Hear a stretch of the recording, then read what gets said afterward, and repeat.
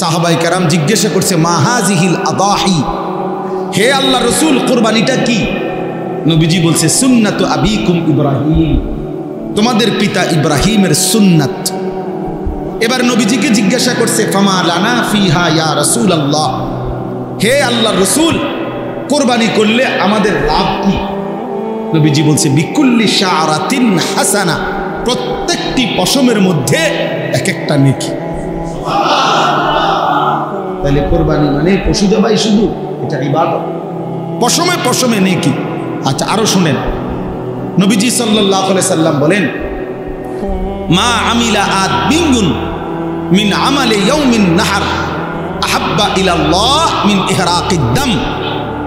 আল্লাহর নবী সাল্লাল্লাহু আলাইহি সাল্লাম বলেন কোন মানুষ কুরবানির দিন আল্লাহর সবচেয়ে প্রিয় উত্তম আমল যা করে কুরবানির দিন, সেটা হলো ওই পশু জবাই। এরপরে নবীজি বলেন, এই হাদিসের চারটা অংশ, এই প্রথম অংশ বললাম, দ্বিতীয় অংশ নবীজি বলেন ইন্নাহু ইয়াতি ইয়াউমাল কিয়ামাতি বিকুরুনিহা ওয়া আশআরিহা ওয়া আজলাফিহা, ওই ব্যক্তি কুরবানি যে করলো কিয়ামতের দিন সে ওই প্রাণীর শিং, পশম এবং আজলাফ মানে পায়ের যে খুর আছে না, এই খুর, নবীজি বলেন সে শিং, পশম এবং খুরগুলো সহ হাসরের ময়দানে মিজানের পাল্লায় ওজনের জন্য নিয়ে আসবে। এখন কি অর্থ? কি অর্থ হইল শিং, খুর এবং পশম, পুরা সারা শরীর চামড়ার পশম। তাহলে এগুলো যেহেতু মিজানের পাল্লায় ওজন হিসাবে দিব, তো গোস্তটি হালাই দিব, তোমার তো গোস্ত হালাই দিব, এটা নি বুঝাইছে? বুঝাইছে মানে শিংটাও বাদ যাবে না, খুরটাও বাদ যাবে না, একটা পশমও কি যাবে না, বাদ যাবে না, পুরা আস্থা তার কোরবানিটা তার মিজানের পাল্লায় উঠানো হবে। কি পরিমাণ নেকি হবে, কি পরিমাণ নেকি হবে! এটাকে খামখেয়াল, এটা শুধু গরু জবাই। এরপরে 3 নম্বর অংশ, নবীজি সাল্লাল্লাহু আলাইহি সাল্লাম বলেন ওয়া ইন্নাদ দামা লা ইয়াকাউ মিনাল্লাহি বিমাকানিন ক্বাবলা আন ইয়াকাআ মিনাল আরদ। অর্থ কি? আগে কুরবানকে কুরবান বলে কেন? মানে এই যে পশু জবাই করার এই উৎসবটাকে, ইবাদতটাকে কি বলে? কুরবানি বলে। কুরবান অর্থ হলো, কুরবান শব্দটি আরবি, এই আমি যে আয়াত পড়ছি এখানে আছে ইজ কাররাবা কুরবানান। তো কুরবান শব্দের অর্থ হলো কুরব, নৈকট্য অর্জন করা, কারো ঘনিষ্ঠ হওয়া। মানে কুরবানির মাধ্যমে সবচেয়ে কম সময়ে বান্দা আল্লাহর ঘনিষ্ঠ হয়, নৈকট্য অর্জন করে, এই জন্য কুরবানকে কুরবান বলা হয়। এখন সবচেয়ে কম সময়ে মানে কি, এটা আপনি ব্যাখ্যা দিলে বুঝবেন। ওই হাদিসের অর্থের জন্য বলতেছি, আপনি এমনি আগে বাংলায় বুঝেন, তাইলে হাদিসের তর্জমা বুঝতে সুবিধা হবে। মনে করেন একটা গরু, ছাগল, ভেড়া, বকরি, দুম্বা, মহিষ, এটারে মাটিতে শোয়াইল জবাইয়ের জন্য, কেমন? এখন আপনি বলেন এই গলা আর মাটি, মানে যে গলাটা যে শোয়াইল জবাই করার জন্য, গলাতে তো কি লাগাবে? ছুরি দিবে। এখন গলার থেকে মাটি ব্যবধান করব 1 হাত, আধা হাত, 1 বিঘত, অথবা 4 আঙ্গুল 5 আঙ্গুল। আচ্ছা ধরি আমরা 1 বিঘত, সর্বোচ্চ 1 বিঘা কি 1 বিঘত, এর বেশি তো হবে না। তাহলে গলা থেকে মাটি ব্যবধান 1 বিঘত। এখন বলেন প্রাণীটা যখন জবাই করবে, গলার মধ্যে যখন ছুরি চালাবে, তখন রক্তের ফোঁটা মাটিতে যে পড়বে, প্রথম ফোঁটা, কয় মিনিট লাগবে? 2 সেকেন্ড ধরে নিলাম, 3 সেকেন্ড, এর বেশি তো না। 2 থেকে 3 সেকেন্ডের ভিতরেই রক্ত কোথায় পড়বে? মাটিতে। কারণ কি? গলার থেকে মাটিতে একদম কাছে, ঠিক না? জবাইয়ের সাথে সাথে। এই নবীজি সাল্লাল্লাহু আলাইহি সাল্লাম বলেন, ওই হাদিসের অর্থ, কোরবানির দিন বান্দা যখন ওই প্রাণী জবাই করে, তো রক্তের প্রথম ফোঁটা জমিনে পড়বার আগেই 7 আসমানের ঊর্ধ্বে আল্লাহর আরশে পৌঁছে যায়। তাহলে 2 থেকে 3 সেকেন্ডের মধ্যে বান্দা আল্লাহর কি হয়ে যায়? ঘনিষ্ঠ। এই জন্য এটারে কোরবান। এত দ্রুততম সময় বান্দা আল্লাহর নৈকট্য হাসিল করে, এই জন্য এটাকে কোরবান বলে। এই জন্য নবীজি বলেন রক্ত মাটিতে পড়বার আগে আগেই আল্লাহর কাছে পৌঁছে যায়। ফাতিবু বিহা নাফসান।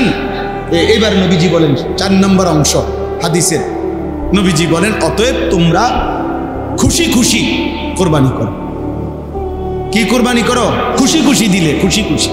খুশি কি করুম আর, যা বেশি জন বিরক্ত করো রে, যা দিমু, আর কি করার আছে, জানি কোরবানি। প্রতি বছর দিয়ে আইতেছি, হ্যাঁ 10 জনের লগে চলন লাগে, হ্যাঁ মানুষে কি মনে করব, যা দেও, আর কি করার আছে, এটা নিয়ে কোরবানি। এই বুঝেন না? যাক, আর এক উছিলায় মাইয়ার শ্বশুর বাড়ির থেকেও কিছু লোক খাওয়ানি বাকি রয়েছে, কথা, হ্যাঁ দাও, আরেক নাম বাড়াই দাও। এই উছিলায় মানুষ 200 খাওয়াই দিলাম, 100 খাওয়াই দিলাম, এটা নিয়ে কোরবানি? এটা ইবাদত। এটা কি? আল্লাহ নবী এর জন্য বলছে খুশি খুশি কোরবানি। এটারে পেরেশানি মনে করো না, বিরক্ত মনে করো না, এটারে ঝামেলা মনে করো না, খুশি খুশি কোরবানি। একজন মসজিদের ইমাম, একজন মসজিদের মুয়াজ্জিন, একজন মাদ্রাসার উস্তাদ, কয় টাকা উপার্জন তার, সামান্য কয় টাকা দিয়ে দিনের পর দিন। আমার একবার দাউদকান্দিতে এক মসজিদের ইমাম সাহেব, বিশ্বাস করেন কত আমনের মতো বয়সী হবে, বয়স্ক মানুষ, ইমাম সাহেব আমারে জড়ায় ধরা একদিন আমারে বলতেছেন যে হুজুর আমি আজকে 26 বছর এই মসজিদে ইমামতি করি, অল্প কয়টা বেতন পাই। কয় যে হুজুর আমি আমার বিবি বাচ্চার কত আবদার জীবনে পূরণ করতে পারি নাই অভাবের কারণে, কাইন্দা দিছে। কয় যে হুজুর আমার আল্লাহ আমারে, আমি 26 বছর এই মসজিদের খেদমত করি, একই মসজিদে, ছোট একটা মসজিদ, বলতেছে হুজুর আমার আল্লাহ আমারে, আমার তো দুনিয়ার কোনো স্বপ্ন, বাচ্চাদের আশা আকাঙ্ক্ষা কত কিছু পূরণ করতে পারি নাই অভাবের কারণে, আমার আল্লাহ আমারে আখিরাতে দিবনি। আমি কি বলতাম? আমি জড়াইয়া ধরে ওনারে অনেক কাঁদছি, কাইন্দা বললাম হুজুর আমি, বলেন কি, ইনশাআল্লাহ আল্লাহ আপনাকে এই পরিমাণ দেবে, সেদিন আপনি এবং আপনার পরিবার খুশিতে আনন্দে আত্মহারা হয়ে যাবে, আনন্দে আত্মহারা হয়ে যাবেন। আলেমে দ্বীন কখনো কার উপার্জন মাসে 8,000 10,000 টাকা, আর ওই বেয়াদব সে নাকি নেতা। এই বেয়াদব পরিষ্কার বলতেছে, মুসলমান নারীদেরকে বলতেছে তোমরা মোল্লা মৌলবীর বাচ্চা পেটে নিবা না। এত বড় জানোয়ার মুসলমানের ঘরে জন্ম নিল কেমন? এত বড় বেঈমান, কি পরিমাণ আশ্চর্য কথা, চিন্তা করে দেখে। নারীর মর্যাদা, নারীর অধিকার, ওলামায়ে কেরাম এ ব্যাপারে কিচ্ছু বলে নাই, বলছে কোরআন সুন্নাহ বিরোধী। নারীর অধিকারের নামে যে প্রস্তাবগুলো দেওয়া হয়েছে এগুলো প্রত্যাখ্যান করছে। কথা বলেন না? ইসলাম বলছে বাবার মৃত্যুর পরে আপনার উত্তরাধিকার সম্পত্তি 2 বোন 1 ভাই, নাকি এটা আপনারা সবাই জানেন? এটা তো কোরআন শরীফের আয়াত। তো ওরা বলতেছে না, এটা সমান করতে হবে। তো এখন এই কথাটা যে কোরআন সুন্নাহ বিরোধী, এটা বলবার জন্য সামান্যতম আকল দেমাগ আছে, সে বুঝবে না কথাটা, সেটা বুঝবে। আপনি যদি বলেন যে এরকম করলো কেন, তা আপনি গোটা ইসলাম সব বুঝেন, কথা বলেন না কেন? আল্লাহর সব বিধান আমরা বুঝি, তো আল্লাহর ফয়সালা আমরা মানি না? আপনি কবরের আযাব বুঝেন, আপনি হাসরের আযাব বুঝেন, তো তাইলে আল্লাহ তাআলার প্রত্যেক কথা সত্য, সঠিক, যৌক্তিক, ইনসাফ। নবীজি বলছে আয় আল্লাহ আদলুন ফিয়া কাদাউক, আপনি আমার ব্যাপারে যার ব্যাপারে যে ফয়সালা দিছেন এটাই ইনসাফ, এটাই সঠিক, এটাই আদল। আল্লাহ তাআলা বান্দার উপরে জুলুম করবে, আল্লাহ বান্দার ভালোটা বুঝবে না, আর এই নাফরমান কয়েকজন মহিলা বুঝবে? এটা সম্ভব? যাই হোক, আমার বলার উদ্দেশ্য হলো ওলামায়ে কেরাম থেকে বিচ্ছিন্ন হবেন না। ওলামায়ে কেরাম থেকে বিচ্ছিন্ন করার জন্য যারা যত কষ্টই করুক, ইনশাআল্লাহ এটা তো স্পষ্ট হয়েছে 15 বৎসর কত রকমের মিথ্যা অপবাদ দেওয়া হয়েছে, কত জেল জুলুম, কত নির্যাতন হয়েছে আলেমদের উপরে। আজকে সেই আলেমরাই এখনো সেই মসজিদ মাদ্রাসা আলেম ওলামা বাংলাদেশে আছে, কিন্তু ওই জুলুমবাজ আর বাংলাদেশে নাই। অতএব এই নতুন করে এই জঘন্য বেয়াদব যে আলেমদেরকে উপেক্ষা করলো, তুচ্ছ-তাচ্ছিল্য করলো, কিশোরগঞ্জের এই বেয়াদব ইনশাআল্লাহ বাংলাদেশে থাকতে পারবে না ইনশাআল্লাহ। দেখেন ইনশাআল্লাহ আল্লাহই বেইজ্জতি করবে, আসমানওয়ালাই বেইজ্জতি করবে ইনশাআল্লাহ। অতএব আপনাদের কাছে অনুরোধ, এভাবেই চলছে, এভাবেই চলছে। ওলামায়ে কেরামের বিরোধিতা, কোরআনের বিরুদ্ধা, দ্বীনের বিরোধিতা। ওলামায়ে কেরাম হচ্ছে কোরআন সুন্নাহ বিরোধী বক্তব্য। তুমি এটা না প্রমাণ করবা যে না এই কথাটা কোরআন সুন্নাহ বিরোধী নয়। কথা বলেন না কেন? যে আমরা এটা লিখছি এটা কোরআন সুন্নাহ বিরোধী নয়, এটা বুঝে দিলে তো, এটা জনগণকে বললেই তো যে হুজুররা মিথ্যা বলতেছে, না এটা কোরআন সুন্নাহ বিরোধী না, এটা কইলেই তো হয়। অথবা এটা বলেন যে কোরআন সুন্নাহ বিরোধী কথা বাংলাদেশের 95% মুসলমান মানতে হবে, এটা কইয়া দেখো না, চাই না আমরা। এরপরে না আমাদের জনগণ মুসলমান প্রতিবাদ করে কিনা দেখা যাবে। মুসলমান তো এখনো মরে নাই, ইমানদার তো এখনো কি করে নাই, সবাই মরে নাই। প্রত্যেক সময়ে মনে রাখবেন, সর্বসময়ে কিছু মানুষ, কিছু ব্যক্তি, কিছু গোষ্ঠী প্রকাশ্যে কিংবা গোপনে সর্বদাই তৎপর থাকে যারা ওলামায়ে কেরামের বিরোধিতা করার জন্য সচেষ্ট। কারণ হলো তারা জানে মানুষ যত বেশি ওলামায়ে কেরামের সাথে থাকবে, ওলামায়ে কেরাম থেকে শুনবে, তত বেশি প্রকৃত দ্বীন, প্রকৃত ইসলাম, প্রকৃত আমল, প্রকৃত জীবন গঠন করতে পারবে। আর জীবন যদি সুন্দর হয়ে যায়, ঈমান আমলের উপরে উঠে যায়, মানুষ যদি অন্যায়, অশ্লীলতা, বেহায়াপনা, অসভ্যতা, নোংরামি, হারাম, অবৈধ উপার্জন এগুলা যদি ওলামায়ে কেরামের বরকতে ছেড়ে দেয়, তাহলে মুনাফিক যারা, বেঈমান যারা, নামধারী ছদ্মবেশী মুসলমানের দুশ্মন যারা, তাদের লস, তাদের লস। এই জন্য সবসময় কিছু ব্যক্তি, মানুষ, গ্রুপের চেষ্টা থাকে যারা সর্বদাই চেষ্টা করে ওলামায়ে কেরাম থেকে মানুষকে কি করতে, বিচ্ছিন্ন। হ্যাঁ, আপনার নারী সংস্কার কমিশন যেটা নিয়ে সারা বাংলাদেশ প্রতিবাদ করছে, বাংলাদেশের ওলামায়ে কেরাম সহ ন্যূনতম ঈমান আছে, আমল আছে এমন বিবেকবান মুসলমান নারী পুরুষ প্রত্যেকেই বলছে যে কোরআন সুন্নাহ বিরোধী। এখানে অসংখ্য ধারা প্রতিবেদনে লিখছে তারা, যেটা প্রকাশ্যে আল্লাহর কোরআন বিরোধী, রাসূলের সুন্নাহ বিরোধী, এটা স্পষ্ট বলছে। ওলামায়ে কেরামও দেখায় দিছে, সাধারণ বিবেকবান মুসলমান, ইমানদার মুসলমানও এটা দেখছে, শুনছে, জানে।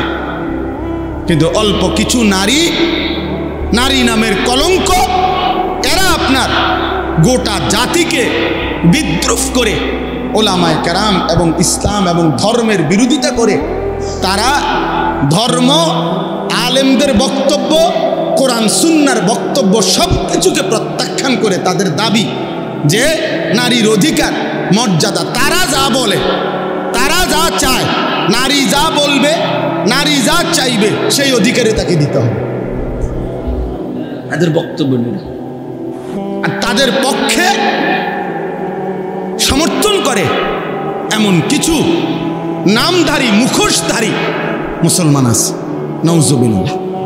এই 2 দিন হয় বাংলাদেশের কিশোরগঞ্জের একজন নেতা, পুরান নেতা, বুড়া নেতা, এই পর্যন্ত কয়েকবার ডিগবাজি দিছে, দল বদলাইছে, এই পর্যন্ত বহু দল বদলাইয়া তাইনে প্রকাশ্যে টকশোতে আপনার 2 দিন আগে এই অসভ্য বেয়াদব প্রকাশ্যে সারা পৃথিবীকে সামনে রেখে ওলামায়ে কেরামকে তুচ্ছ তাচ্ছিল্য এবং ব্যঙ্গ বিদ্রুপ করেছে। আজীব হবে। সে বলছে আমরা 500 টাকার মৌলবী, আমরা 1000 টাকার নাকি মৌলবী, আমগরে 500 টাকা দিলে আমরা ওয়াজ বদলায় ফেলি, আমরা ফতুয়া বদলায় ফেলি। নারীদেরকে বলছে তোমরা এই মোল্লাদের সন্তান পেটে ধারণ করবা না। এত বড় জঘন্য বেয়াদব বাংলাদেশে আরেকটা কেমনে জন্ম নিয়া এই ফ্যাসিস্ট পরবর্তী 5ই আগস্ট যেই সময় জালেম পলায় গেল, এরপরে এই জালেম কেমনে থাকলো এটা আশ্চর্য লাগতেছে। এত বড় জঘন্য বেয়াদব, এত বড় ভয়ানক বেয়াদব। বয়স্ক মানুষ, বয়স 60 বছরের কম হবে না, সে একেবারে সে বলতেছে মোল্লাদের ইসলামের মধ্যে কোনো মোল্লাতন্ত্র নাই। ইসলাম এক জিনিস, মোল্লাতন্ত্র আরেক জিনিস। মানে আমরা মোল্লারা হলাম এক জিনিস, ইসলাম আরেক জিনিস। তুই কি কইলি পাগল, কি কইলি তুই? হ্যাঁ কি বললা, এটা কথা হইল? এই জন্য ওলামায়ে কেরাম এটার তীব্র প্রতিবাদ করেছে। এমন জঘন্য বেয়াদব যেই দল লালন করে তাদের ভবিষ্যৎ খুব ভালো হবে না, ভবিষ্যৎ ভালো হবে না। এই না ফরমান ওলামা বিদ্বেষী, আলেম বিদ্বেষী, সে নিজেকেও ডুবাবে, তার দলটাকেও ডুবাবে শেষ পর্যন্ত। কোরআনুল কারীমের মধ্যে আছে আল্লাহ তাআলা বলেন ইন্নামাল মুমিনুনা ইখওয়া ফাআসলিহু বাইনা আখাওয়াইকুম, নিশ্চয়ই মুমিনগণ পরস্পর ভাই ভাই, অতএব তোমরা তোমাদের পরস্পর ভাই ভাই প্রত্যেকে একে অপরকে সংশোধন করে দাও। কোরআনুল কারীমের মধ্যে আছে ওয়া ইন তাইফাতানি মিনাল মুমিনিনা ইকতাতালু ফাআসলিহু বাইনাহুমা, তোমাদের ঈমানদারদের মধ্যে যদি 2 দল 2 গ্রুপ ঝগড়া করে, মারামারি করে, তো তোমরা তাদের মধ্যে সংশোধন করে দাও। কোরআনুল কারীমের মধ্যে আছে আল্লাহ তাআলা বলছেন ফাত্তাকুল্লাহা ওয়া আসলিহু যাতা বাইনিকুম, তোমরা আল্লাহকে ভয় করো এবং নিজেদের মধ্যে সংশোধন করে নাও। এরকম অনেক শব্দ কোরআনুল কারীমের মধ্যে আছে ইন উরিদু ইল্লাল ইসলাহ মাস্তাতা'তু, নবীগণ মানুষকে আল্লাহর দিকে ডেকে তো এই কথা বলতেন যে হে আমার জাতি, এই যে দিবানিশি তোমাদেরকে ডাকতেছি, এর উদ্দেশ্য তোমাদের সংশোধন, আর কিছুই না, তোমাদের জীবন গঠন। তাহলে ইসলাম সংশোধন, পরিবর্তন, জিন্দিগি আল্লাহ এবং রসুলের রঙে গঠন, আখেরাতের আলোকে জীবন সাজানো, এটা খুব জরুরি। এটা একজন মানুষের, একজন মুমিনের প্রধানতম ডিউটি, প্রধান ডিউটি, নিজেকে আল্লাহ তাআলার হুকুমের অনুগত করা, জীবন গঠন করা। ইয়া আইয়ুহাল্লাযীনা আমানু আলাইকুম আনফুসাকুম, কোরআনুল কারীমের মধ্যে আছে হে ঈমানদারগণ, তোমরা প্রত্যেকেই নিজেকে আঁকড়িয়ে ধরো, তার মানে নিজেকে গড়ে তোলো, নিজেকে সাজিয়ে তোলো, ঈমান আমলের রঙে নিজেকে সাজাও। লা ইয়াদুররুকুম মান দাল্লা ইযা ইহতাদাইতুম, যদি তোমরা নিজেদেরকে হেদায়েতের উপরে উঠাইতে পারো তো পৃথিবীর আর কেউ তোমাকে পথভ্রষ্ট করতে পারবে না। আমি যদি বিশ্বাস করি ঈমান আমল আমার জিন্দিগি, আমার দিলের মধ্যে যদি আখিরাত বসে, কবরের ভয় বসে, গোটা পৃথিবী ল্যাংটা হোক, গোটা পৃথিবী নাফরমানিতে ডুবে যাবে, আল্লাহ বলতেছে তোমারে আর কেউ পথ হারা করতে পারে। তাহলে এমন অসংখ্য মানুষ দেখেন যে একটি সমাজের চারদিকে অসংখ্য অগণিত মানুষ নামাজ পড়ে না, কিন্তু কিছু মানুষ আছে এর ভিতরে দিয়েই প্রতিদিন 5 ওয়াক্ত নামাজ পড়ে। তো সে এটা বুঝছে এটাই আমার জিন্দেগি। কলেজ ইউনিভার্সিটি তো আমাদের পরিচিত এমন অসংখ্য ছেলে আছে যেখানে চারিদিকে গুনাহ এবং ছেলে মেয়ে নারী পুরুষের অবাধ চলাফেরা, এর মাঝখানেও সে শতভাগ তার চোখ নামায়া রাখে, নিজেকে হেফাজত করে, 5 ওয়াক্ত নামাজ পড়ে। আলহামদুলিল্লাহ, এরকম অসংখ্য ছেলে আমাদের পরিচিত আছে। তাহলে কারো দিলের মধ্যে যখন আখিরাত ডুবে যায়, ঢুকে যায়, তো চারিদিকের সকলের নাফরমানিও তাকে আর প্রভাবিত করতে পারে। এমন অসংখ্য মানুষ আছে যাদের চারিদিকের সব ঘরে টেলিভিশন চলে, কিন্তু 40 বছর 30 বছর 50 বছরে তার ঘরে তার বিবি বাচ্চা বসে, তারা কোনোদিন টেলিভিশন দেখে না, এমন নাই। আলহামদুলিল্লাহ। এই জন্য আল্লাহ তাআলা বলছে আলাইকুম আনফুসাকুম, নিজেকে আঁকড়িয়ে ধরো, নিজেকে গড়ে তোলো, নিজেকে সাজাও, তাহলে গোটা পৃথিবী মিলে কেউ আর তোমাকে পথভ্রষ্ট করতে পারবে না, কেউ না। হযরত মাওলানা তারেক জামিল সাহেব, পৃথিবী বিখ্যাত মুবাল্লিগ, দাঈ, তো উনি বলেন যে আমি আমার দীর্ঘ 30-35 বছরের জীবনে গোটা ইউরোপ আমেরিকা সহ সমস্ত দেশে, এমনকি এক এক দেশের প্রতিটা স্টেটে প্রদেশে আমি সফর করছি, দিনকে দিন, বছরকে বছর, রাতকে রাত। কিন্তু উনি বলেন যে আমি আল্লাহকে সাক্ষী রেখে বলতে পারি, আমার এই নজর এই দীর্ঘ 25 বছর 30 বছরের জীবনে ইচ্ছা করে কোনো বিভিন্ন নারীর দিকে তাকায়, অথচ যেখানে উলঙ্গপনা, বেহায়াপনা স্বাভাবিক, যেখানে পর্দা কিংবা ঢেকে ঢুকে চলা অস্বাভাবিক, সেইখানে ওইখানের ব্যাপারে উনি বলতেছে ওইখানে থাকার, চলার পরেও, যাওয়ার পরেও আমি আমার নজর হেফাজত করছি। তাইলে এই জন্য বললাম, আল্লাহ তাআলা বললেন আলাইকুম আনফুসাকুম, নিজেকে গঠন করো। আমরা কিতাবে পড়ছি একজন নওজোয়ান তাগড়া যুবক মুসলিম মুজাহিদকে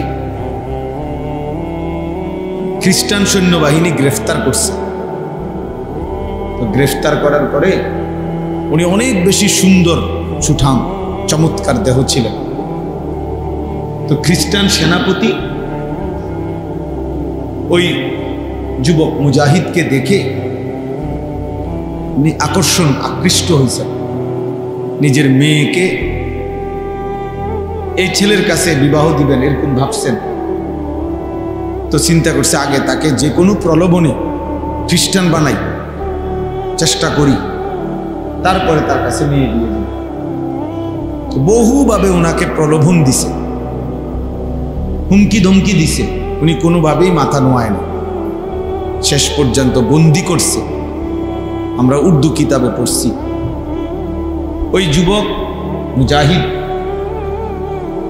এবার ওনার কামরার মধ্যে ওই সেনাপতি তার সুন্দরী মেয়েকে একাকী দিয়ে দিছে, আর বলছে তুমি তোমার রূপ যৌবন দিয়ে যে কোনো ভাবে তাকে গুনাহে বাধ্য করবে।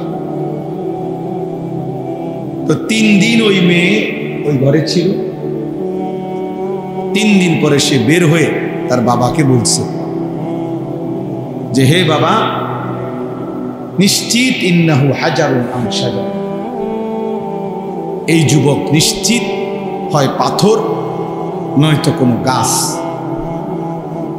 সে আসলে কোনো মানুষ না, মানুষের কোনো অস্তিত্ব, প্রাণ, অনুভূতি তার মধ্যে নাই। লা ইয়ালতাফিতু ইলাইয়া মাররাত, সে তো আমার দিকে একবারের জন্য চোখটা তুলেও তাকায়। আমি আমার সব চেষ্টা করছি। তাইলে আলাইকুম আনফুসাকুম, নিজেকে মজবুত করা অনেক বড় নিয়ম, কষ্টসাধ্য কাজ, কষ্টসাধ্য কাজ, কিন্তু সম্ভব। সম্ভব, আল্লাহর দয়া হলে সম্ভব। এই সমাজে আমরা বাহ্যিকভাবে দেখলে মনে হয় নাফরমানির সয়লাভ, অসভ্যতার সয়লাভ, কিন্তু আলহামদুলিল্লাহ এর ভেতর দিয়েও হাজারো লাখো পাক্কা মুমিন ইমানদার নারী, পুরুষ, যুবক, কিশোর, বুড়ো আছে আছে যে হাজারবার জীবন দেবে প্রয়োজন, কিন্তু আল্লাহর নাফরমানি করবে না। হারামের এক লোকমা নেবে না, হারামের একটা টাকা নেবে না। এই ভালো মানুষ, এমন উত্তম মানুষদের বরকতেই বাকি বাটফার সিটাররা খাইয়া যেতেছে। ইমানদারদের বরকত, কোরআনওয়ালাদের বরকত, দ্বীনওয়ালাদের বরকত, আল্লাহকে সেজদা দেনওয়ালাদের বরকত। এটাই সত্য। এই পৃথিবী, আসমান এবং জমিন টিকে আছে আল্লাহ তাআলার নামের উপর, তাওহীদের উপর, লা ইলাহা ইল্লাল্লাহর উপর। যেদিন আল্লাহ এই নাম থাকবে না, তো সেদিন আসমান ও জমিন থাকবে। তাহলে আল্লাহর নামের উপরে কি টিকে আছে? আসমান ও জমিন টিকে আছে। তাওহীদের উপরে কায়নাত টিকে আছে। কোনো বাটপার, সিটার, সুদখোর, হারামখোর, কোনো বখাটে, দুশ্চরিত্র তাদের জন্য না। তারা ইমানদারদের উসিলায়, তারা প্রিয় বান্দাদের, আল্লাহর অনুগত বান্দাদের বরকতে ওরা খায়, ওরা চলে। এই জন্য বাফ, ইসলাহী মজলিস ছোট হোক, 10 জন হোক, 1 জন হোক, খুব দামি। কারণ নিজের পরিবর্তন, নিজের আখলাকের পরিবর্তন, নিজের জিন্দিগির পরিবর্তন, এই ফিকির আসা, গুনাহমুক্ত জীবন গঠন, আল্লাহর ইবাদতে অভ্যস্ত জীবন গঠন, এই কথা বিবেকে আসা, দিলের মধ্যে বসা অনেক বড় নিয়ামত। আমল তো কম বেশি পরে না করবেন, আগে তো দিলে বসতে হবে এই কথাটা, যে আমার আল্লাহকে মানা উচিত, আমার গুনাহ ছেড়ে দেওয়া উচিত, আমার আল্লাহর আদেশ পালন করা উচিত। হাজারো লাখো যুবক, কিশোর, নারী, পুরুষ 30 বছরেও 40 বছরেও নাফরমান, তো এটা বুঝেও না, যেটা বুঝে সেটা ভাবেও না। আজকে 30 বছর টানা প্রতিদিন এক তালে সুদ খায়, এই হারাম করে তো জানেই না এটাকে। 30 বছর ধরে প্রতিদিন ব্যবসা করে, প্রতিদিন ওজনে কম, প্রত্যেক দিন মিশা কথা বলে। এই বেঈমানে তো জানেই না, এই নাফরমান তো জানেই না এটা গুনাহ, সে তো এটা কি বোঝেই না, তার কলিজার ভিতরেই তো না। কোনদিন 1 বছর 2 বছর কোনদিনই ফজরের নামাজ পড়ে না এমন কিশোর, এমন যুবক কোনদিনই ফজরের নামাজ, 365 দিনের একদিনও ফজরের নামাজ পড়ে না। তাহলে এই জানোয়ার তো জানেই না আল্লাহ কি, আখিরাত কি, পরকাল কি, আবার বিচার কি, তা হাসর কি। তার হিসাব হলো জিন্দিগি মানে চুলের পেখম, জিন্দিগি মানে একটা সিবা ফ্যান, জীবন মানে একটা মোবাইল, জীবন মানে একটা মোটরসাইকেল, জীবন মানে কিছু বন্ধুদের আড্ডা, জীবন মানে একটা মাইয়ার লগে কথা বলা, জীবন মানে একটা মেয়ের পিছনে কুত্তার মতো হাঁটা, কোনো নারীর জন্য কুকুরের মতো জীবন দিয়ে দেওয়া, যৌবন শেষ করে দেওয়া, চরিত্র নষ্ট করে দেওয়া। খালাস, আর কি আর কি। তাহলে সে জীবন চিনল কি, বুঝলো কি? জীবন একটু পর পর চুল ফিরা, দেখবেন অনেক প্রতিবন্ধী।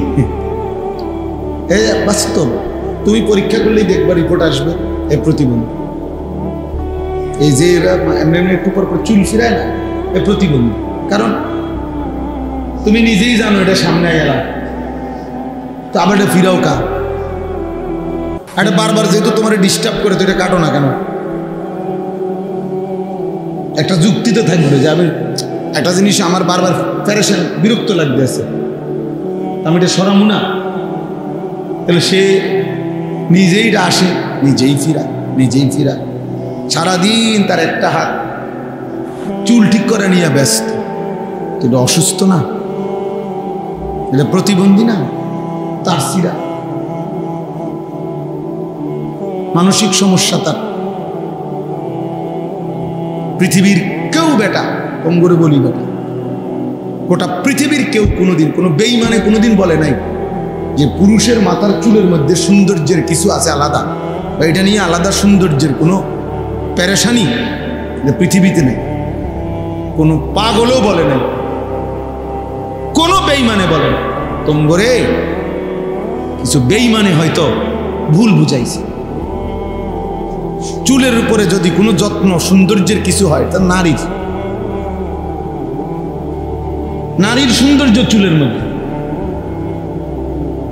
পুরুষ চুল নিয়ে ব্যস্ত থাকবে, এটা এক ধরনের মেয়েলি স্বভাব ছাড়া, বেডিত্বের স্বভাব ছাড়া আর কিচ্ছু হইতে পারে। এটা এক ধরনের কাপুরুষ, যে লজ্জিত পুরুষ হওয়া, যে শরম পাইতেছে যে আমি যে বেডই, এই জন্য আমি একটু লজ্জিত, অনুতপ্ত।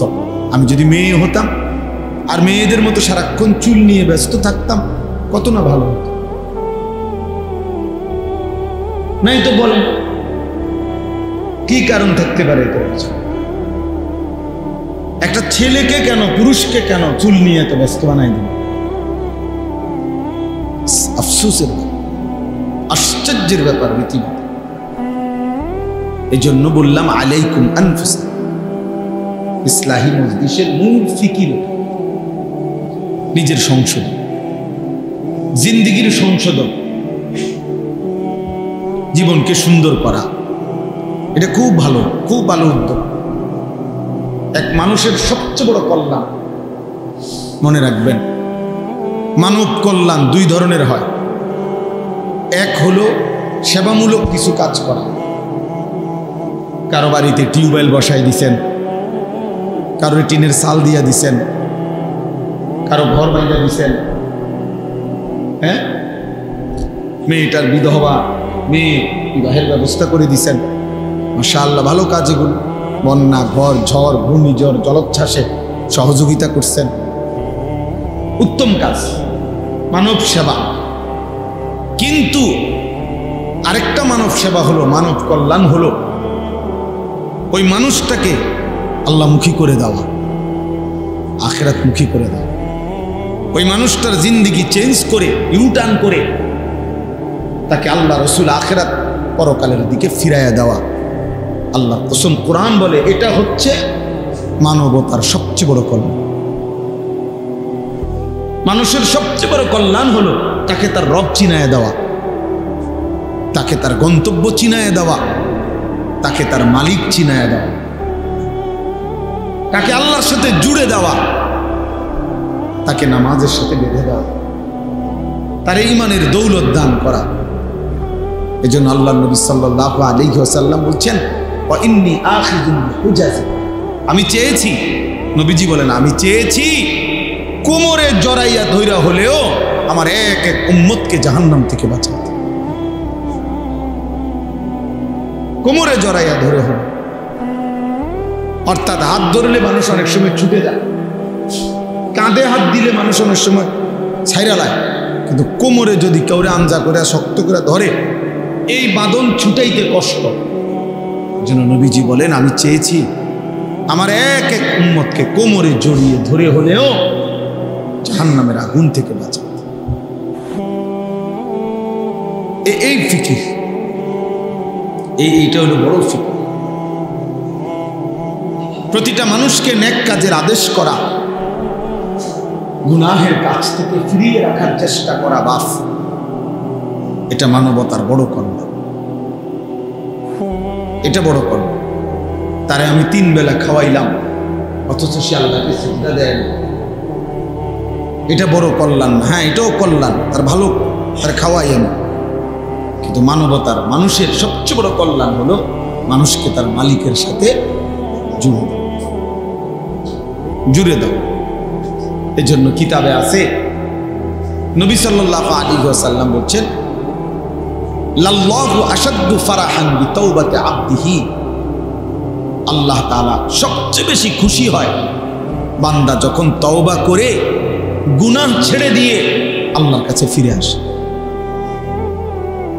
আর হাদিসে আছে, নবীজি বলেন, কোন বান্দা যখন গুনাহ ছেড়ে দেয়, নাফরমানি ছেড়ে দেয়, তওবা করে আল্লাহর কাছে ফিরে আসে, সিজদা দেয়, গোলামি করে, আল্লাহর নাফরমানি ত্যাগ করে, খোদার কসম নবী বলে, আল্লাহ তখন ফেরেশতাদেরকে বলে, আমার আসমান সাজিয়ে দাও, জান্নাত সাজিয়ে দাও। তো ফেরেশতারা আসমান সাজায়, জান্নাত সাজায়, আর বলে, আল্লাহ আসমান কেন সাজাইলেন, জান্নাত কেন সাজাইলেন? তো আল্লাহ তাআলা বলে, আসলাহাল আবদু মাওলা। আল্লাহ তখন বলে, শোনো ফেরেশতারা, আজকে এক গোলাম যে তার মনিব থেকে বহুদিন যাবৎ ভাইগা গেছিল, পলায়ন করছিল, আজকে সেই ভেগে যাওয়া পলায়ন কৃত গোলাম তার মনিবের সাথে সম্পর্ক ঠিক করে নিছে। আমার এক গোলাম বহুদিন আমারে সেজদা দেয় নাই, আমার হুকুম মানে নাই, আমার নাফরমানির উপরে ডুবা ছিল, ভয় আমার থেকে দূরে সরে গেছিল। আজকে আমার সেই গোলাম, আমার সেই বান্দা, আমার থেকে যে ভেগে গেছিল, আমার ভেগে যাওয়া বান্দা আমি মালিকের সাথে তওবা করে সম্পর্ক ঠিক করে গেছি। আমি এই খুশিতে আসমান সাজিয়ে দিলাম, জান্নাত সাজিয়ে দিলাম। তাইলে আল্লাহ তাআলা সবচেয়ে বেশি খুশি হয় বান্দা যখন আল্লাহর দিকে ফিরে আসে। এজন্য হাদিসে আছে, আল্লাহ নবী সাল্লাল্লাহু আলাইহি ওয়াসাল্লাম বলেন, আকরাবু মা ইয়াকুনুল আবদু মির রাব্বিহি ওয়া হুয়া সাজিদ। নবীজি বলেন সাল্লাল্লাহু আলাইহি ওয়াসাল্লাম, বান্দা আল্লাহ তাআলার সবচেয়ে আকরাব, ঘনিষ্ঠ হয়, আল্লাহর সবচেয়ে ঘনিষ্ঠ হয় বান্দা কখন? নবীজি বলেন, ওয়া হুয়া সাজিদ, বান্দা আল্লাহকে সিজদা করে। কখন? ওয়া হুয়া সাজিদ, যখন সে সিজদা। আমার শায়েখ আল্লামা মুফতি মুশতাকুর নবী সাহেব বলে, আল্লাহ যখন, বান্দা যখন আল্লাহকে সিজদা করে, তো আল্লাহ মহব্বতে ওই বান্দার মাথায়, পিঠে হাত বুলায় দেয়, আদর করে দেয়, আদর করে দেয়। আল্লাহ যেন বলে, বান্দা আমারে সিজদা দিলা, যাও বান্দা, খুশি হলাম, খুশি হলাম। এজন্য নামাজ যার কপালে জোটে না, তার কপালের উপরে লানত। যার কপালে সিজদা, থু তো তোর কপালে, থু তোর কপাল, লানত তোর কপাল, লানত তোর কপালে। সিজদা জোটে না, তোরে আল্লাহ বানাইলই কেন? যার কপালে সিজদাই জোটে। এমন বলবেন যে আপনি হুজুর লানত দিলেন। হ বেটা, আল্লাহ লানত দিছে। ওয়া ইন্না আলাইকা লানাতা ইলা ইয়াউমিদ দ্বীন। কোরআন শরীফে আল্লাহ বলছে, ইবলিস তুই আমারে সিজদা দিলি না, আজকে থেকে নিয়ে কিয়ামত পর্যন্ত তোর উপরে আমি আল্লাহর লানত। কোরআন শরীফের আয়াত। তাহলে ইবলিসের উপরে আল্লাহ এই লানতটা কেন দিয়েছে? কথা বলেন না কেন? সিজদা দেয়নি দেখি। সিজদা না করার কারণে তো কি দিছে? কয়দিনের লানত? একবার, একদিনের লানত, কিয়ামত পর্যন্তের জন্য। তাইলে একটি সেজদা না দিলে যদি কিয়ামত পর্যন্ত লানত দেয়, একদিনে 5 ওয়াক্ত নামাজে এক নাফরমান কতগুলো সেজদা ছুটে গেছে। ফজরের নামাজের 4 রাকাত নামাজে 8টা সেজদা, জোহরের যদি 10 রাকাতও ধরি 20টা সেজদা, আসরের যদি 4 রাকাতও ধরি 8টা সেজদা, মাগরিবের যদি 5 রাকাতও ধরি 10টা সেজদা, এশার নামাজের যদি 9 রাকাতও ধরি 18টা সেজদা। একদিনে তোর কয়টা সেজদা ছুটে গেল? তুমি কি পরিমাণ লানতের যোগ্য হইলা, তুমি কি পরিমাণ অভিশপ্ত। আল্লাহ আমাদেরকে বুঝ দান করেন। এই জন্য প্রিয় ভাই বাবা, আমি এই জন্য প্রথমেই বলে নিলাম, 10 জন হোক, 5 জন হোক, 50 জন হোক, এটা কোনো কথা না। এক আল্লাহর বান্দার ফিকিরও বলা দরকার, একজনের জন্য আল্লাহর কথা শোনানো দরকার, ইসলাহ দরকার, সংশোধন দরকার। এই বলতে বলতে শুনতে শুনতে বারবার বলতে বলতে বলতে বলতে ঠিক কখন কার পরিবর্তন হবে, ঠিক কখন কোন দিন কে বদলে যাবে, সেটা মূলত আল্লাহর ফয়সালা। আমাদের দায়িত্ব বলতে থাকা, শুনতে থাকা, আয়োজন করতে থাকা। মূলত ফয়সালা হেদায়েত কে দিবে? আল্লাহ। এতদিন ধরে ওয়াজ করি, কোন মানুষ তো ভালো হয় না, না মানুষ সবাই ভালোই যাইতে হইব এটা জরুরি না, আমার বলা জরুরি। হুজুরে যেমন 10 বছর ধরে মাহফিল করি, কই মানুষের তো কোনো পরিবর্তন দেখি না, এই জন্য আর মাহফিল করতাম না। তো আর মাহফিল না করলে 10 বছর, এবার যেহেতু 10 বছর করেও দেখছেন ভালো হয় না, তো না করলে 10 বছর তো ভালো হয়ে যাবে। কেন ভালো হয়ে যাব? আমার দায়িত্ব তো এটা না। আমার দায়িত্ব তো কয়জন হেদায়েত পাইলো না পাইলো এটার হিসাব করা আমার দায়িত্ব, আমার বলা দায়িত্ব, বলতে থাকা। এই জন্য আপনারা রাসেল ভাই সহ আমারে বলছে, আমি ডেট দিছি, বাকিরাও আমি হয়তো সবাইকে চেহারা তো চিনি আলহামদুলিল্লাহ। আপনাদের এই হিলফুল ফুজুল নামে আপনাদের এই আয়োজন আপনারা ধারাবাহিক করবেন, ধারাবাহিক। 5 জন যদি আমনেগো সদস্য, আপনারা আগে নিয়ত করবেন যে দোস্ত আগে ওয়াদা করো আমরা 5 জন শুনবো কিনা। যদি বলেন তো 5 জন, তো হুজুরে কইয়া লইবেন আগে, হুজুর আমরা সদস্য হইলাম 30 জন, বা আমরা 10 জন নিয়ত করছি পাক্কা যে আমরা ওয়াজ শুনবো, আমরা আমগো 10 জনের লেগে কইবেন নি কথা বোঝেন নাই? এমন হুজুর যদি রাজি হয় বলে লোক হইব 10 জন, আর যদি বেশি হয় আলহামদুলিল্লাহ, আর না হইলে আমরা 10 জনের বুঝ দিব। আপনি 10 জনকে বলবেন, আপনি 5 জনকে বলবেন, একজনকে বলবেন। আল্লাহ আমাদেরকে তৌফিক দান করে। এই হিলফুল ফুজুল এটা নবীজি সাল্লাল্লাহু আলাইহি ওয়াসাল্লামের জন্মেরও আগে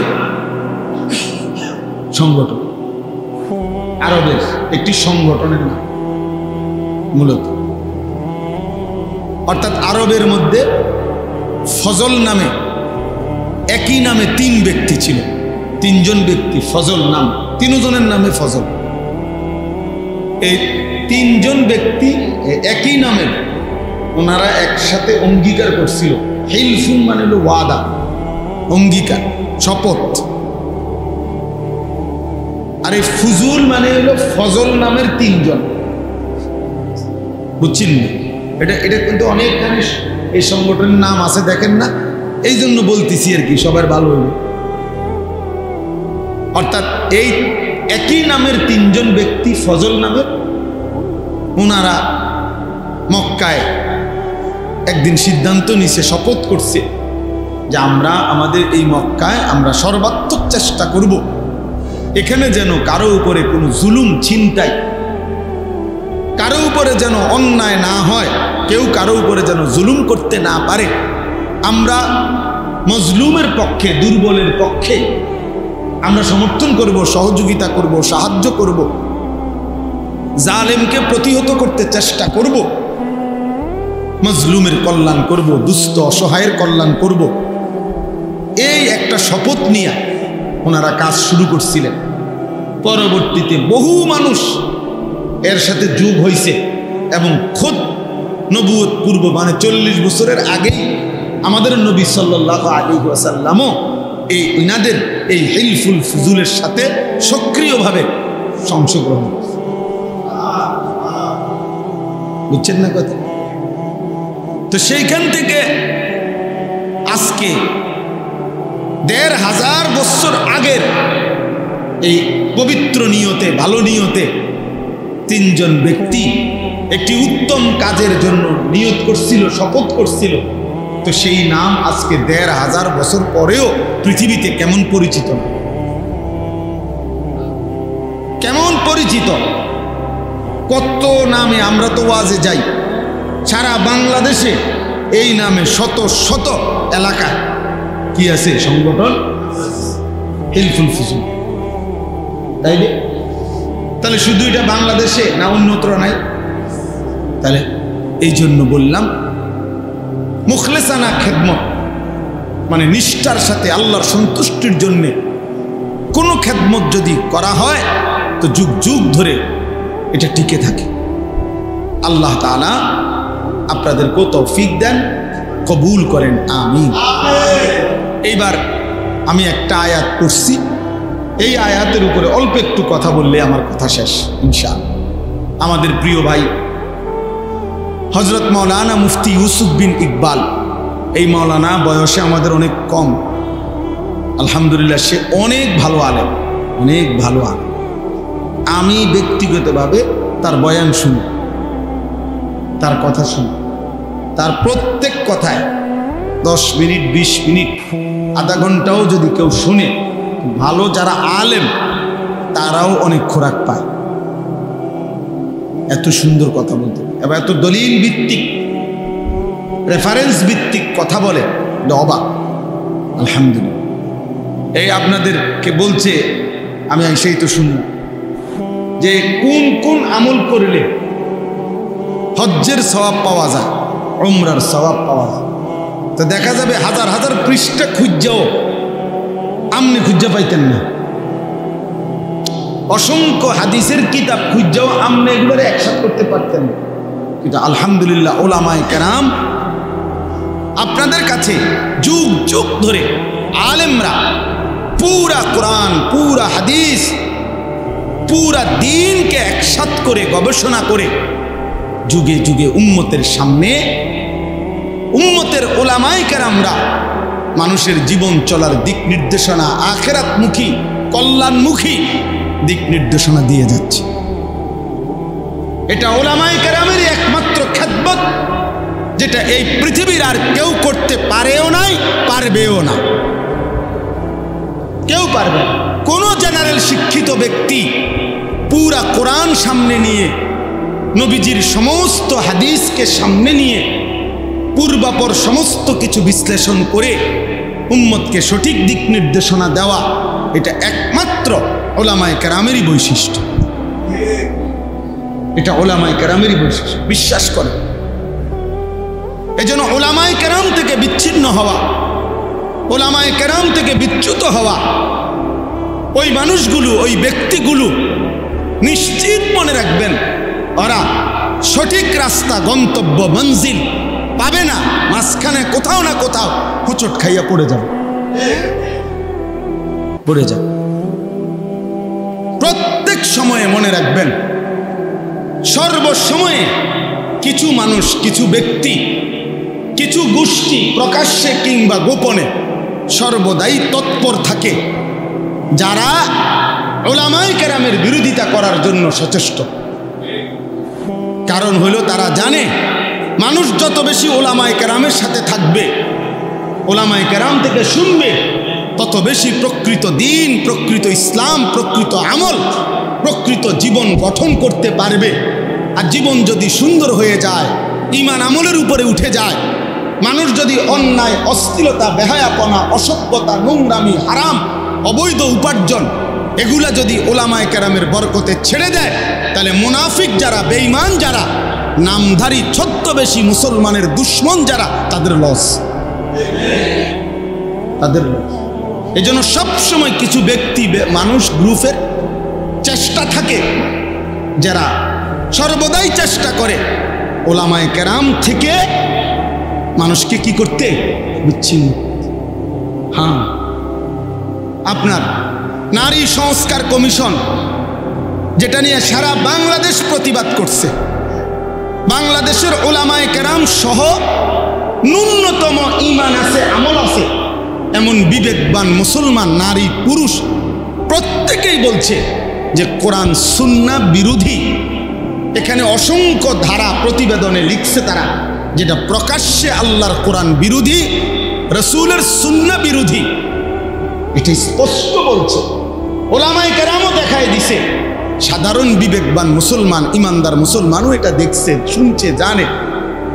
কিন্তু অল্প কিছু নারী, নারী নামের কলঙ্ক, এরা আপনার গোটা জাতিকে বিদ্রুপ করে ওলামায়ে কেরাম এবং ইসলাম এবং ধর্মের বিরোধিতা করে তারা ধর্ম, আলেমদের বক্তব্য, কোরআন সুন্নাহর বক্তব্য সব কিছুকে প্রত্যাখ্যান করে তাদের দাবি যে নারীর অধিকার, মর্যাদা, তারা যা বলে, তারা যা চায়, নারী যা বলবে, নারী যা চাইবে সেই অধিকারে তাকে দিতে হবে, তাদের বক্তব্য নেই।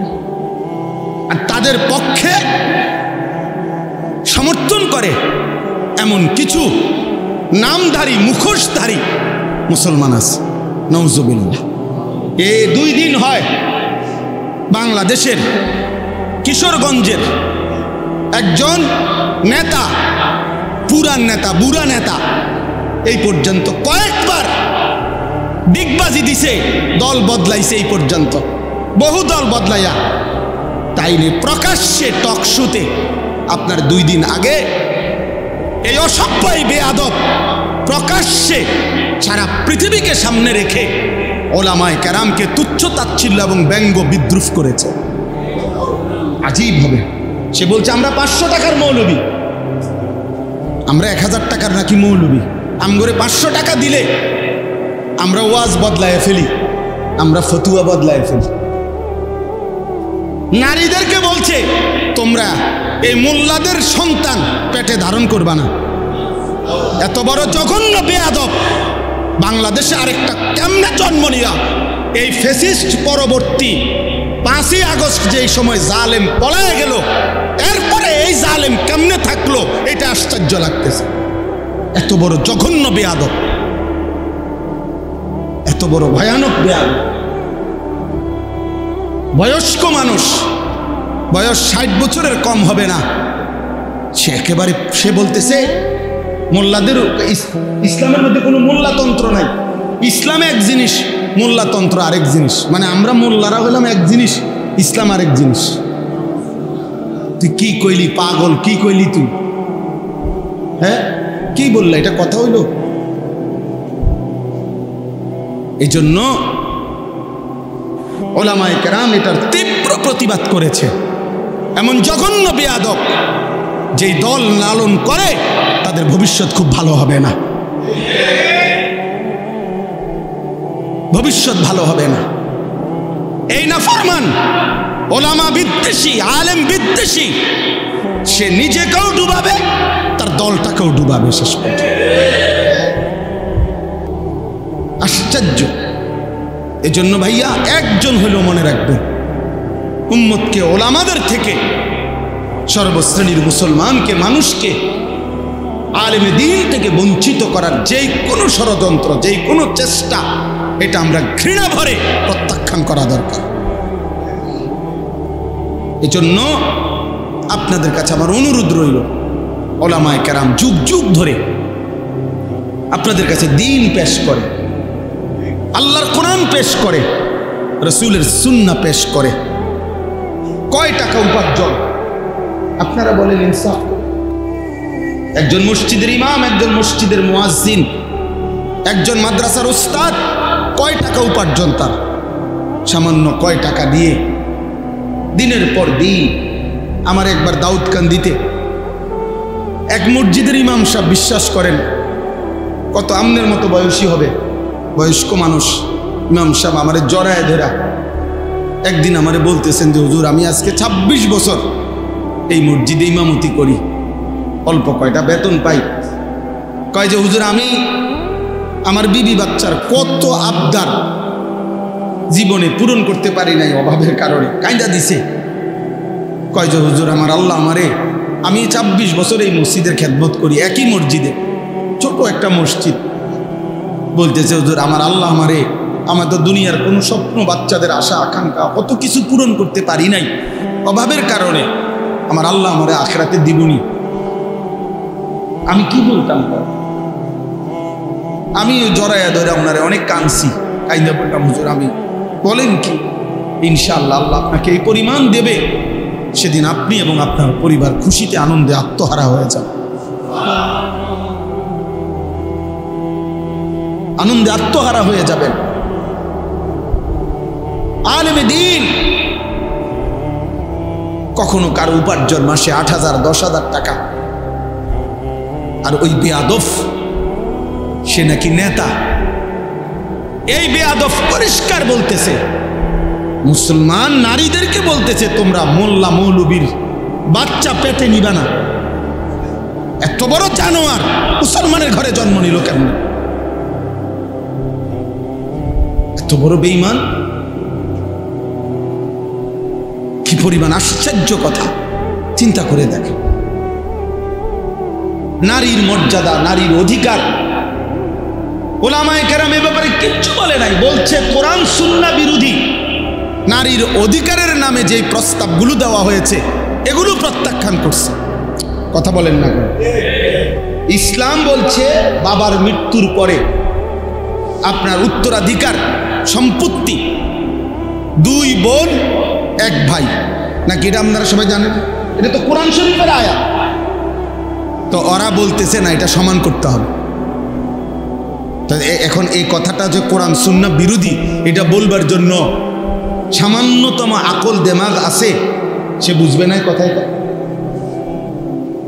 সেটা বুঝবে। আপনি যদি বলেন যে এরকম করলো কেন, তা আপনি গোটা ইসলাম সব বুঝেন। কথা বলেন না কেন? আল্লাহর সব বিধান আমরা বুঝি, তো আল্লাহর ফয়সালা আমরা মানি না।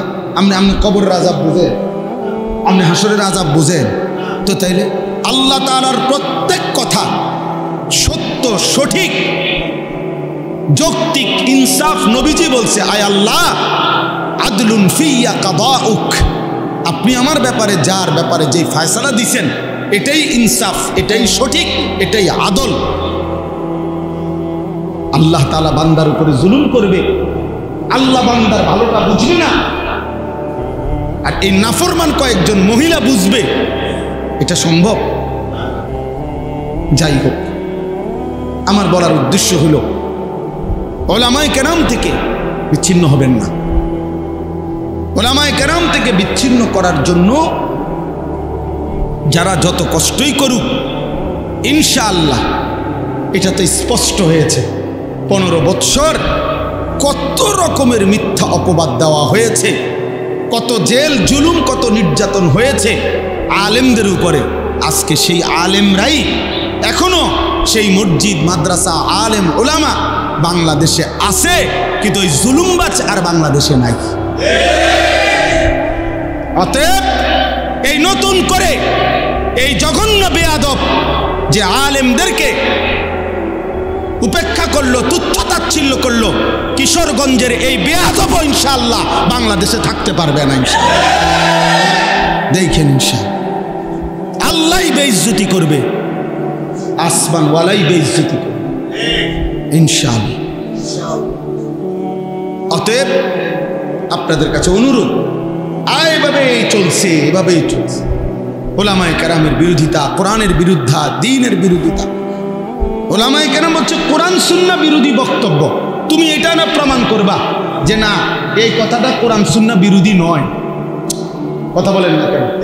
যে আমরা এটা লিখছি এটা কোরআন সুন্নাহ বিরোধী নয়, এটা বুঝে দিলে তো, এটা জনগণকে বললেই তো যে হুজুররা মিথ্যা বলতেছে, না এটা কোরআন সুন্নাহ বিরোধী না, এটা কইলেই তো হয়। অথবা এটা বলেন যে কোরআন সুন্নাহ বিরোধী কথা বাংলাদেশের 95% মুসলমান মানতে হবে, এটা কইয়া দেখো না, চাই না আমরা। এরপরে না আমাদের জনগণ মুসলমান প্রতিবাদ করে কিনা দেখা যাবে। মুসলমান তো এখনো মরে নাই, ইমানদার তো এখনো কি করে নাই, সবাই মরে নাই। এই জন্য আমি আপনাদের কাছে বললাম, আমরা প্রত্যেক ইনশাআল্লাহ এই কোরবানি, কিছুদিন আগে, কয়েক বছর আগে আমি নিজেও একবার পত্রিকায় দেখছি, এক ভদ্রলোক পরামর্শ দিছে কোরবানিতে এই ব্যাপক পশু জবাই না করে এগুলো গরিব দুঃখীকে দান করে দিলে ভালো হতো। হেতের বুদ্ধি, হেতের বুদ্ধি। অর্থাৎ শরীয়তের একটি বিধানের জন্য যে টাকাটা খরচ হয়, এটা শরীয়তের এই বিধান পালন না করে ওনার গরিব দুঃখীর লেগে মায়া লাগছে, গরিব দুঃখীর লেগে তুমি ভিন্ন টাকা উঠাইয়া মানুষদেরকে ভিন্নভাবে দান সৎকা করার জন্য উৎসাহিত করতে পারো না। এই দেশের মানুষ কোরবানির টাকা দিয়ে গরিবকে দিতে হইব কেন? গরিবকে আলাদা টাকা দেওয়ার জন্য উৎসাহিত করতে আলেম ওলামারা নিষেধ করছে। কথা বলেন না কেন? নিষেধ করছে। আমরা বলছি যে গরিব দুঃখী এতিম অসহায়কে দিয়েন না, তো তুমি কোরবানির টাকা দিয়া গরিব দুঃখীরে দিবা কেন? কোরবানি না দিয়ে, এটা তো শরীয়তের বিধান। শরীয়তের বিধান কিনা? সাহাবায়ে কেরাম জিজ্ঞাসা করছে, মা হাযিহিল আদাহি, হে আল্লাহ রসুল কোরবানিটা কি? নবীজি বলছে, সুন্নাতু আবিকুম ইব্রাহিম, তোমাদের পিতা ইব্রাহিমের সুন্নাত। এবার নবীজিকে জিজ্ঞাসা করছে, ফামা লানা ফিহা ইয়া রাসূলুল্লাহ, হে আল্লাহ রসুল কোরবানি করলে আমাদের লাভ কি? নবীজি বলছে, বিকুল্লি শাআরাতিন হাসানা, প্রত্যেকটি পশমের মধ্যে এক একটা নেকি। তাহলে কোরবানি মানে পশু জবাই শুধু, এটা ইবাদত, পশমে পশমে নেকি। আচ্ছা, আরো শুনেন, নবীজি সাল্লাল্লাহু আলাইহি সাল্লাম বলেন, মা আমিলা আদমিন মিন আমালি ইয়াউমিন নাহর আহাব্বা ইলাল্লাহ মিন ইহরাকিদ দাম। আল্লাহর নবী সাল্লাল্লাহু আলাইহি সাল্লাম বলেন, কোন মানুষ কোরবানির দিন আল্লাহর সবচেয়ে প্রিয় উত্তম আমল যা করে কোরবানির দিন, সেটা হলো ওই পশু জবাই। এরপরে নবীজি বলেন, এই হাদিসের 4টা অংশ, এই প্রথম অংশ বললাম। দ্বিতীয় অংশ নবীজি বলেন, ইন্নাহু ইয়াতি ইয়াউমাল কিয়ামাতি বিকুরুনিহা ওয়া আশআরিহা ওয়া আজলাফিহা, ওই ব্যক্তি কোরবানি যে করলো, কিয়ামতের দিন সে ওই প্রাণীর শিং, পশম এবং আজলাফ মানে পায়ের যে খুর আছে না, এই খুর, নবীজি বলেন সে শিং, পশম এবং খুরগুলো সহ হাসরের ময়দানে মিজানের পাল্লায় ওজনের জন্য নিয়ে আসবে। এখন কি অর্থ? কি অর্থ? হইল শিং, খুর এবং পশম, পুরা সারা শরীর চামড়ার পশম। তাহলে এগুলো যেহেতু মিজানের পাল্লায় ওজন হিসাবে দিব, তো গোস্তটি হালাই দিব, তোমার তো গোস্ত হালাই দিব, এটা নি বুঝাইছে? বুঝাইছে মানে শিংটাও বাদ যাবে না, খুরটাও বাদ যাবে না, একটা পশমও কি যাবে না, বাদ যাবে না, পুরা আস্থা তার কোরবানিটা তার মিজানের পাল্লায় উঠানো হবে। কি পরিমাণ নেকি হবে, কি পরিমাণ নেকি হবে! এটা কি খামখেয়ালি? এটা শুধু গরু জবাই। এরপরে 3 নম্বর অংশ, নবীজি সাল্লাল্লাহু আলাইহি সাল্লাম বলেন, ওয়া ইন্নাদ দামা লা ইয়াকাউ মিনাল্লাহি বিমাকানিন ক্বাবলা আন ইয়াকাআ মিনাল আরদ। অর্থ কি? আগে কোরবানকে কোরবান বলে কেন? মানে এই যে পশু জবাই করার এই উৎসবটাকে, ইবাদতটাকে কি বলে? কোরবানি বলে। কোরবান অর্থ হলো, কোরবান শব্দটি আরবি, এই আমি যে আয়াত পড়ছি এখানে আছে, ইজ কাররাবা কোরবানান। তো কোরবান শব্দের অর্থ হলো কুরব, নৈকট্য অর্জন করা, কারো ঘনিষ্ঠ হওয়া। মানে কোরবানির মাধ্যমে সবচেয়ে কম সময়ে বান্দা আল্লাহর ঘনিষ্ঠ হয়, নৈকট্য অর্জন করে, এই জন্য কোরবানকে কোরবান বলা হয়। এখন সবচেয়ে কম সময়ে মানে কি, এটা আপনি ব্যাখ্যা দিলে বুঝবেন। ওই হাদিসের অর্থের জন্য বলতেছি, আপনি এমনি আগে বাংলায় বোঝেন, তাইলে হাদিসের তর্জমা বুঝতে সুবিধা হবে। মনে করেন একটা গরু, ছাগল, ভেড়া, বকরি, দুম্বা, মহিষ, এটারে মাটিতে শোয়াইল জবাইয়ের জন্য, কেমন? এখন আপনি বলেন এই গলা আর মাটি, মানে যে গলাটা যে শোয়াইল জবাই করার জন্য, গলাতে তো কি লাগাবে? ছুরি দিবে। এখন গলার থেকে মাটি ব্যবধান করবে 1 হাত, আধা হাত, 1 বিঘত, অথবা 4 আঙ্গুল 5। আচ্ছা ধরি আমরা 1 বিঘত, সর্বোচ্চ 1 বিঘা কি 1 বিঘত, এর বেশি তো হবে না। তাহলে গলা থেকে মাটি ব্যবধান 1 বিঘত। এখন বলেন, প্রাণীটা যখন জবাই করবে, গলার মধ্যে যখন ছুরি চালাবে, তখন রক্তের ফোঁটা মাটিতে যে পড়বে, প্রথম ফোঁটা কয় মিনিট লাগবে? 2 সেকেন্ড ধরে নিলাম, 3 সেকেন্ড, এর বেশি তো না। 2 থেকে 3 সেকেন্ডের ভিতরেই রক্ত কোথায় পড়বে? মাটিতে। কারণ কি? গলার থেকে মাটিতে একদম কাছে, ঠিক না? জবাইয়ের সাথে সাথে। এই নবীজি সাল্লাল্লাহু আলাইহি সাল্লাম বলেন, ওই হাদিসের অর্থ, কোরবানির দিন বান্দা যখন ওই প্রাণী জবাই করে, তো রক্তের প্রথম ফোঁটা জমিনে পড়বার আগেই 7 আসমানের ঊর্ধ্বে আল্লাহর আরশে পৌঁছে যায়। তাহলে 2 থেকে 3 সেকেন্ডের মধ্যে বান্দা আল্লাহর কি হয়ে যায়? ঘনিষ্ঠ। এই জন্য এটারে কোরবান। এত দ্রুততম সময় বান্দা আল্লাহর নৈকট্য হাসিল করে, এই জন্য এটাকে কোরবান। এই জন্য নবীজি বলেন, রক্ত মাটিতে পড়বার আগে আগেই আল্লাহর কাছে পৌঁছে যায়। ফাতিবু বিহা নাফসান। এবার নবীজি বলেন 4 নম্বর অংশ হাদিসের, নবীজি বলেন, অতএব তোমরা খুশি খুশি কোরবানি করো। কি কোরবানি করো? খুশি খুশি দিলে, খুশি খুশি। খুশি কি করুম আর, যা বেশি জন বিরক্ত করো রে, যা দিমু, আর কি করার আছে? জানি কোরবানি প্রতি বছর দিয়ে আইতে আসি, হ্যাঁ 10 জনের লগে চলন লাগে, হ্যাঁ মানুষে কি মনে করব, যা দেও, আর কি করার আছে? এটা নিয়ে কোরবানি, এই বুঝেন না? যাক, আর এক উছিলায় মাইয়ের শ্বশুর বাড়ির থেকেও কিছু লোক খাওয়ানি বাকি রয়েছে, কথা বলে, হ্যাঁ দাও, আরেক নাম বাড়াই দাও। এই উছিলায় মানুষ 200 খাওয়াই দিলাম, 100 খাওয়াই দিলাম, এটা নিয়ে কোরবানি? এটা ইবাদত। এটা কি? আল্লাহর নবী এর জন্য বলছে খুশি খুশি কোরবানি। এটারে পেরেশানি মনে করো না, বিরক্ত মনে করো না, এটারে ঝামেলা মনে করো না, খুশি খুশি কোরবানি, খুশি খুশি কোরবানি। অতএব এবার আমার কথার সমাপ্তি। এই আয়াতের মধ্যে আল্লাহ তাআলা বললেন, ওয়াতলু আলাইহিম নাবা আবনাই আদম বিল হক। হে নবী, আপনি আদমের 2 সন্তানের কাছে, আদমের 2 ছেলে হাবিল কাবিল, তাদের ঘটনাটা আমার বান্দাদের কাছে স্পষ্ট করে বলেন। ইজ কাররাবা কুরবানান, যখন তারা 2 ছেলে 2 জন কোরবানি করলো, ফাতুকুব্বিলা মিন আহাদিহিমা ওয়ালাম ইউতাকাব্বাল মিনাল আখার। একজনের কোরবানি কবুল হলো, আরেকজনের কোরবানি কবুল হলো না। ক্বালা লা আকতুলান্নাকা, ওই যে ভাইয়ের কোরবানি কবুল হয় নাই কাবিল, সে তার ভাই হাবিলকে বলল, আমি তোকে মেরেই ফেলবো, হত্যা করব, আমি নারী চাই, আমি ওই মেয়েকেই বিবাহ করব, প্রয়োজনে তোকে মেরে ফেলব, আমার কোরবানি কবুল না হোক, আমি এত কিছু বুঝি না। এই তখন এই কথাটাই আজকে আমরা এই কয়েকজনের কাছে শেষ এই কথাটা বলার জন্যই করছি। আল্লাহ বলছে, ইন্নামা ক্বালা ইন্নামা ইয়াতাকাব্বালুল্লাহু মিনাল মুত্তাকিন। এই কথাটাই শুধু বুঝেন।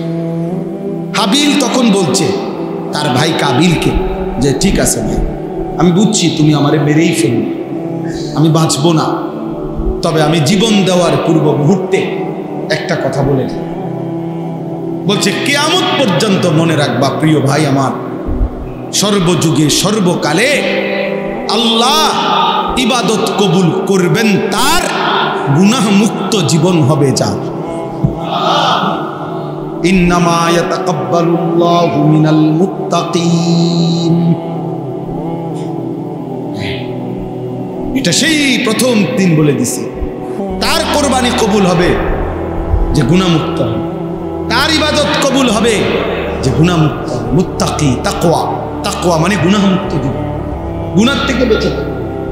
তাহলে নামাজ কবুল হবে তার গুনাহমুক্ত জীবন যার, যাকাত কবুল হবে তার গুনাহমুক্ত জীবন যার, রোজা কবুল হবে তার গুনাহমুক্ত জীবন যার, হজ কবুল হবে তার গুনাহমুক্ত জীবন যার, কোরবানি কবুল হবে তার গুনাহমুক্ত জীবন।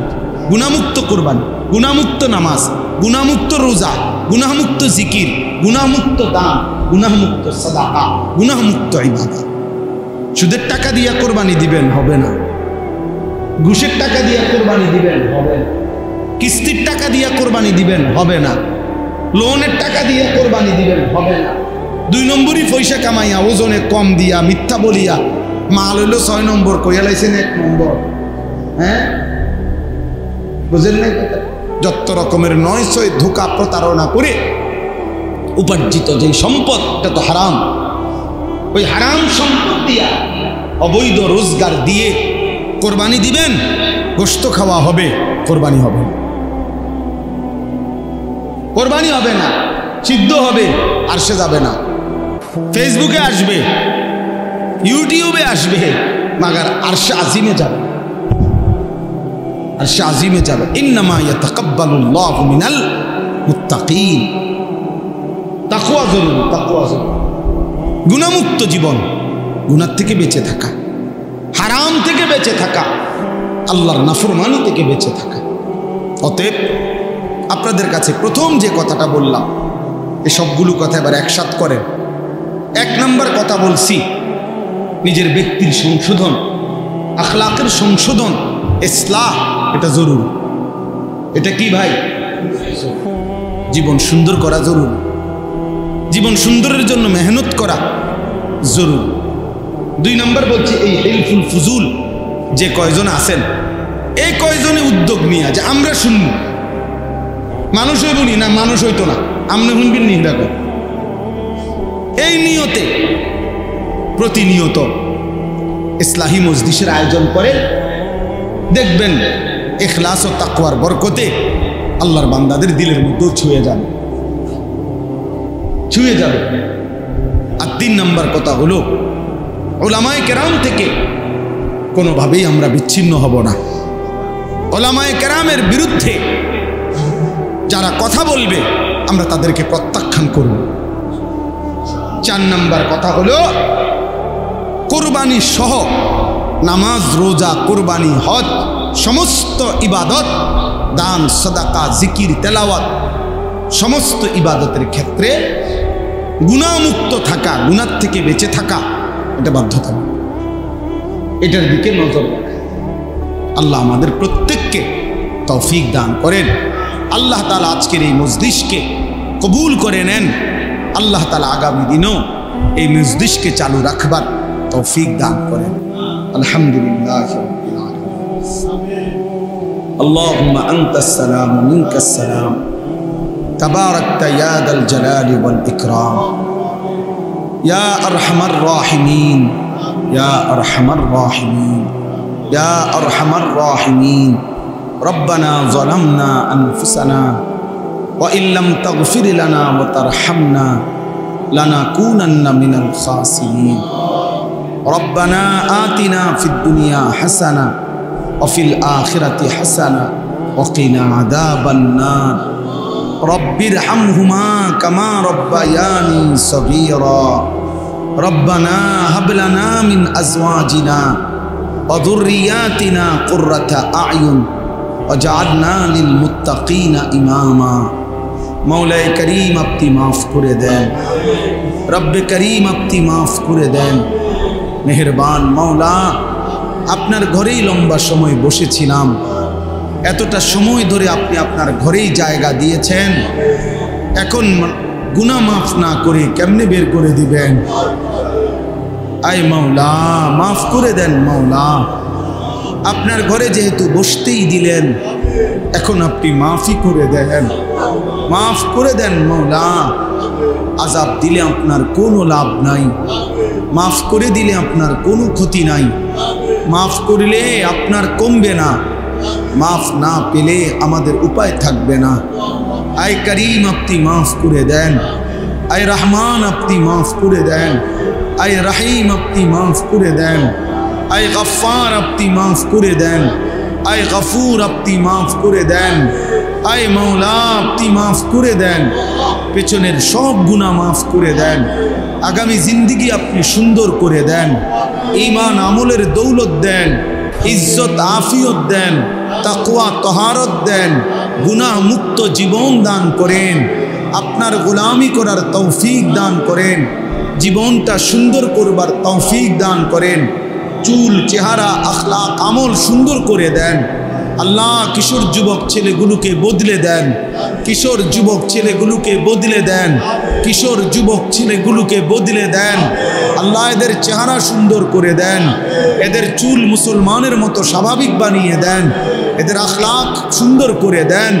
আল্লাহ সেজদাওয়ালা কপাল বানিয়ে দেন, কাঁদনেওয়ালা চোখ বানিয়ে দেন, জিকিরওয়ালা জবান বানিয়ে দেন, মোহব্বতওয়ালা দিল বানিয়ে দেন, সুন্নতওয়ালা জীবন বানিয়ে দেন, বন্দিগিওয়ালা জীবন বানিয়ে দেন।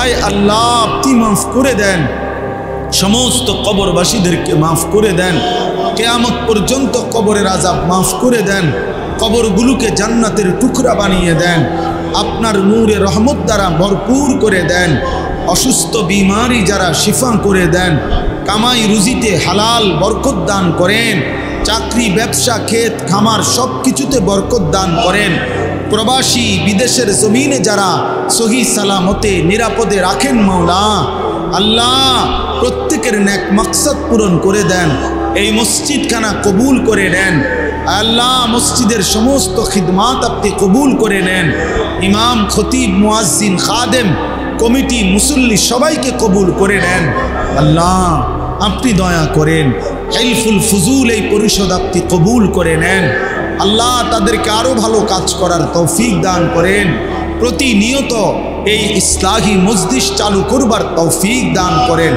আপনি হিম্মত দান করেন, আপনি ইস্তেকামত দান করেন, আপনি শক্তি সাহস দান করেন। আয় আল্লাহ আমার দেশকে নিরাপদ করে দেন, আমার দেশকে নিরাপদ করে দেন, আমার দেশকে নিরাপদ করে দেন, প্রতিটা মানুষের জান মান ইজ্জত আব্রু আপনি হেফাজত করেন, মা বোনদেরকে পর্দা পুশিদা দান করেন, আবেদা সালেহা মা ফাতেমা রাবেয়া বসরিয়ার মতো বানিয়ে দেন আল্লাহ, আপনার ঘরে যারা ছুটে ছুটে যাচ্ছে আল্লাহ হাজী সাহেবানদেরকে আপনি কবুল করে নেন, আমরাও যেতে চাচ্ছি মাওলা আপনি তৌফিক দিয়েন, আপনি তৌফিক দিয়েন, আপনি বঞ্চিত কইরেন না আল্লাহ, আমার এই বাবা ভাই সকলকে কাবার কালো গিলাফ দেখতে দিয়েন, মদিনার সবুজ গম্বুজ দেখতে দিয়েন আল্লাহ আল্লাহ, আপনার ঘর না দেখিয়ে কবরে নিয়েন না মাওলা, মদিনার বন্ধুর রওজা না দেখাইয়া কবরে নিয়েন না মাওলা। আয় আল্লাহ সারা পৃথিবীর মজলুম মুসলমানকে বিজয় দান করেন, গাজা ফিলিস্তিনের মুসলমানকে বিজয় দেন, পাকিস্তানের মতো একটা বিজয় ফিলিস্তিনকেও দেন মাওলা। আয় আল্লাহ মোদিকে আপনি বেইজ্জতি করেছেন, নেতানিয়াহুকে আপনি ধ্বংস করে দেন, আপনি ধ্বংস করে দেন, আপনি ধ্বংস করে দেন। আয় আল্লাহ এদেশে ইসলামকে কায়েম করে দেন, ওলামাদের ইজ্জতকে কায়েম করে দেন, ওলামায়ে কেরামের বিরুদ্ধাচরণ যারা করেছে আপনি তাদেরকে বেইজ্জতি করে দেন, আপনি তাদেরকে বেইজ্জতি করে দেন।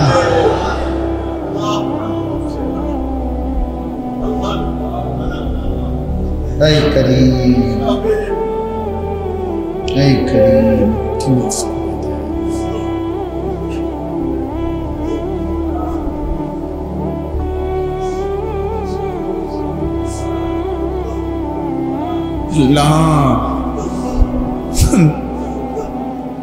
আপনি দেন মাওলা, ফিলিস্তিনের বিজয় দেন, গাজার বিজয় দেন, কাশ্মীরের বিজয় দেন, আরাকানের বিজয় দেন,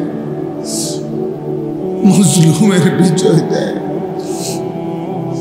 আল্লাহ।